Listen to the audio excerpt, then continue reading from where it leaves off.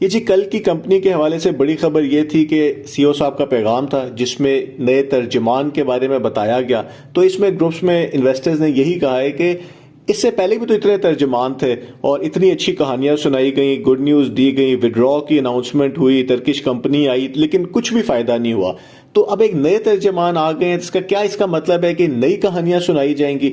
और दूसरा, हमें यह पता चला कि कोई मजलिस शूरा भी है कंपनी में, क्योंकि ये एक कंपनी है जो कि गवर्नमेंट की गैर कानूनी कंपनीज के लिस्ट के अंदर इसकी 21 कंपनियों के नाम है। कारोबार इनका कोई है नहीं, केसेस चल रहे हैं, एसईसीपी का फाइन हुआ हुआ है। अब इस कंपनी की मजलिस शूरा कहां से आ गई, वो इससे पहले लोगों ने सुना नहीं था इसका।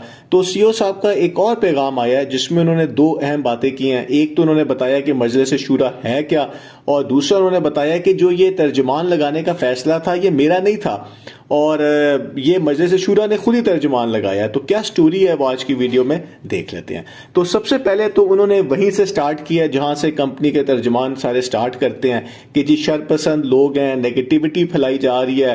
बेसिकली जो चीज कंपनी के हक में नहीं बात की जाती, यानी कंपनी कहती है कि जी हम आपको विड्रॉ देंगे, लोग कहते हैं कि जी आप तो दे ही नहीं सकते, तो इसको नेगेटिविटी कहा जाता है, उसको शुरली ग्रुप भी कहा जाता है। आखिर में उन्हीं की बातें सारी सही साबित होती हैं।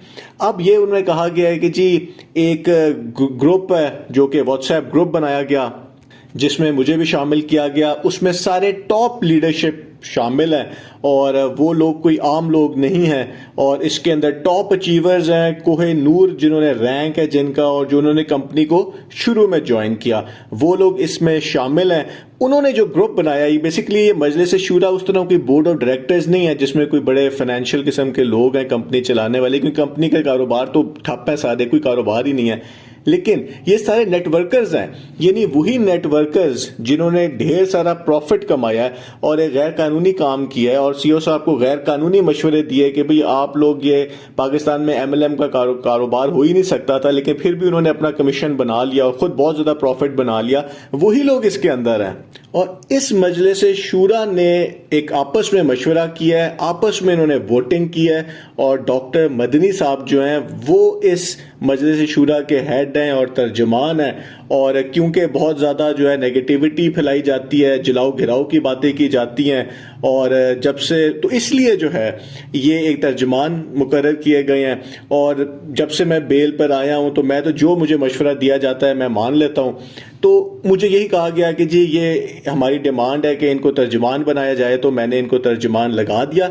तो उन्होंने एक दफ़ा फिर कहा कि ये मेरा फैसला नहीं था, यानी कि वो एक तरह से उन्होंने कहा भी है कि तर्जमान मैं लगा रहा हूं, लेकिन वो उससे भी बैकफुट पे जा रहे हैं। एक तरह से वो कह रहे हैं कि जी ये इन्होंने ही लगाया है, मजलिस शूरा ने, तो ये मेरा उस तरह का फैसला नहीं था। फिर उन्होंने कहा कि जी बातें करना बड़ा आसान होता है, 6 लाख खानदानों का सोचें और जो लोग अकाउंट खुलवा सकते हैं वो खुलवाने की बात करें, क्योंकि आपको पता है ये आप क्रिमिनल की जो केस है इसमें जज साहब का ही फैसला होना है, तो कोई पावा लगा के या सिफारिश लगा के कोई अकाउंट्स नहीं खुलवा सकता। और उन्होंने ये जो बात की है कि जी बातें करना बहुत आसान है, ये वाकई बड़ा आसान है, क्योंकि अब पिछले 3 महीने जो हैं लोगों ने बहुत बातें सुनी है। इसमें केवाईसी की आप बातें सुन लें, वेरिफिकेशन की बातें सुन लें, अकाउंट एक्टिवेशन की बातें सुन लें, कहानियां, टर्किश कंपनी, पता नहीं इतनी अच्छी अच्छी प्रेजेंटेशन जो बनाई गई, वो सब एक स्कैम था। तो अब एक यहां पे एक देखने वाली बात यह है कि सीईओ साहब को जो ये बयानिया है जिसमें वो ओनरशिप नहीं लेते, यानी कि वो फैसला भी कर देते हैं, फैसला अनाउंस भी कर देते हैं, उनके अपने अल्फाज थे कि ये कंपनी 72 महीने चलेगी। फिर उन्होंने कहा कि जी मेरा इस कंपनी से कोई लेना देना ही नहीं है। उनको कैसे पता था कि ये 72 महीने कंपनी चलेगी, जो कि एक दिन भी उस तरह नहीं चली, उसने कोई विड्रॉ नहीं दिया और वो कंपनी इस टाइम पे बंद हो चुकी हुई है। पाकिस्तानियों के लिए जितना मर्जी आप कह लें कि जी ये बाहर काम कर रही है, असल में तो ये पाकिस्तानियों के लिए ही प्रोजेक्ट आया था सामने।